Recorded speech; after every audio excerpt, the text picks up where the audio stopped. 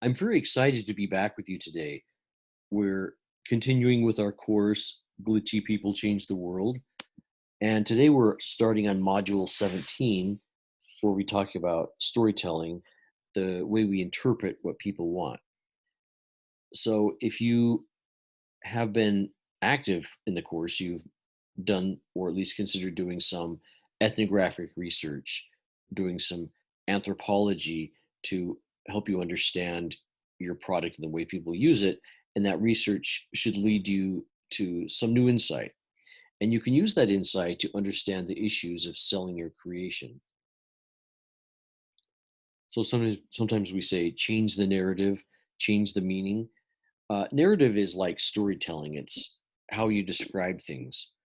It can help others to understand your work. There's a body of research that talks about narrative as a key skill for entrepreneurs, but it can also help you approach problems the way is as skill for you for how you approach problems. So we say that's why we say change the narrative, change the meaning. You change how you describe a problem, and you'll change the way you understand it. Then you can solve it. The framing idea from comes from Tom and David Kelly. They're two brothers. They run IDEO, which is a global leader in designing solutions. It's a design consultancy in California. They were raised in Ohio. But think about a real problem you want to solve, then reframe the problem. You describe it differently or you change the context. Then people can understand the problem in a new way. For example, if you want to design a better toaster, don't talk about toasters. First talk about goals, not products. So don't ask how to make a better toaster, ask how can we make bread warm?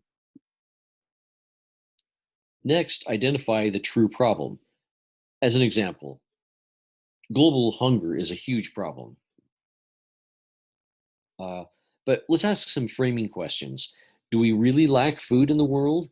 Or is it a supply chain issue, the issue of how we get food from the field to the table of the consumer? Or is it an allocation problem? We're not distributing it correctly. Uh, or we ask, what is food? Is it calories or is it nutrients or micronutrients? Another example is fear of flying. Huge problem for a lot of people. Their careers are uh, affected. Their enjoyment of life is affected because they have a difficult time getting on an airplane. But we can ask some framing questions if we're trying to solve this problem for people. Is it really a fear of flying, or is it actually a fear of crashing? Or is it a fear of hostile flight attendants and gate agents for people with social anxiety? Uh, is it a fear of contracting illnesses from other passengers, which is purported to be a big problem? Or is it a fear of losing luggage?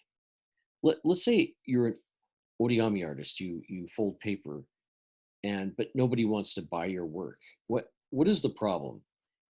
Is nobody buying, or is it just that not enough people are buying? Do people think it should be a free gift, not requiring money?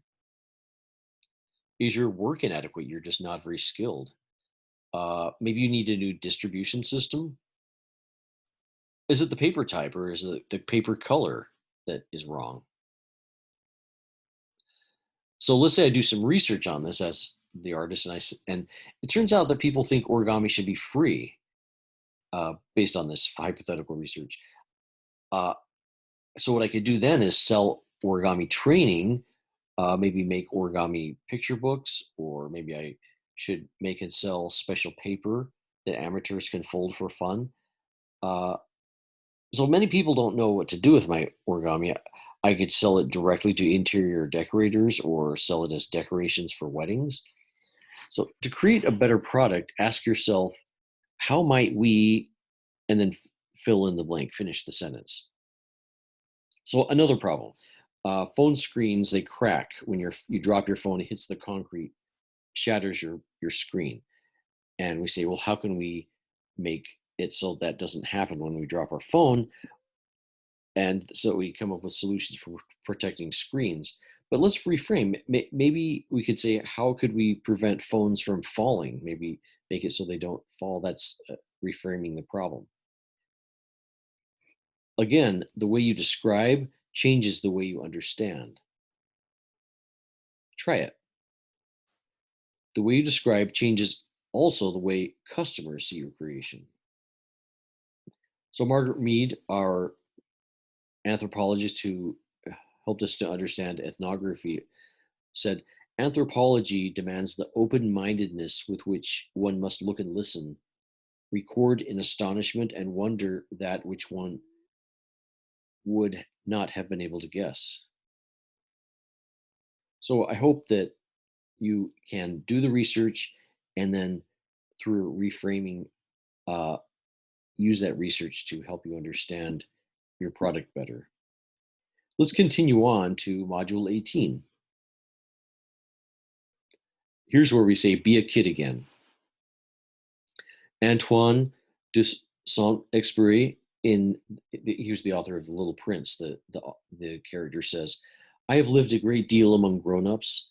I have seen them intimately, close at hand, and that hasn't much improved my opinion of them."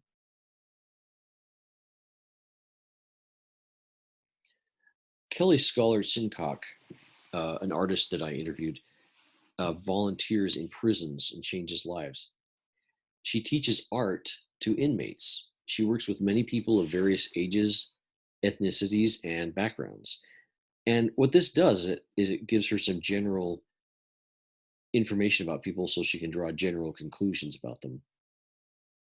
Turns out her best students are often those with no prior training, those who believe they have no talent, they can start from scratch. They're willing to try new things, things they once thought were impossible.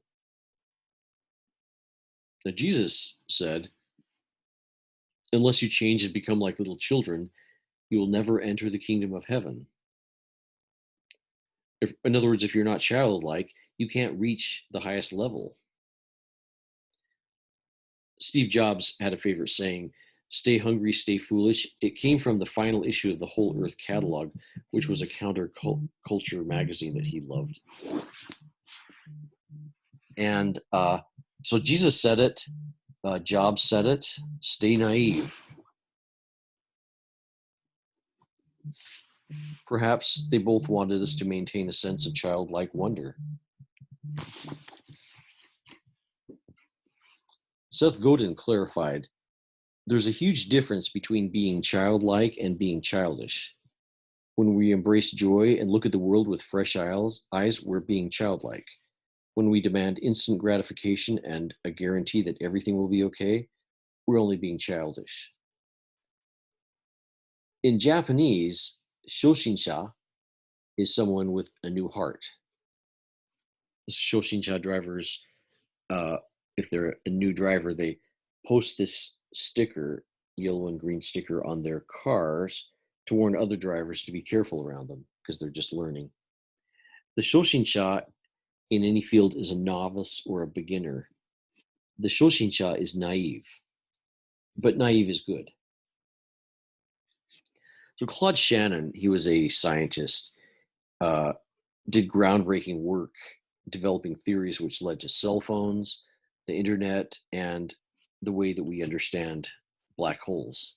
He said, very frequently, someone who is quite green to a problem will sometimes come in and look at it and find the solution like that, while you have been laboring for months over it. Shannon noticed, when you're stuck in thinking ruts, someone else comes in and sees it from a fresh viewpoint. Being able to think like a child is a valuable creativity tool. But being childlike, becoming that way, it's very difficult. Here's a solution: spend time with children. Here's a hack that some people use. When doing your project, ask yourself, what would my nephew or niece say about this? There's a related tool that we're going to actually discuss in tomorrow's module.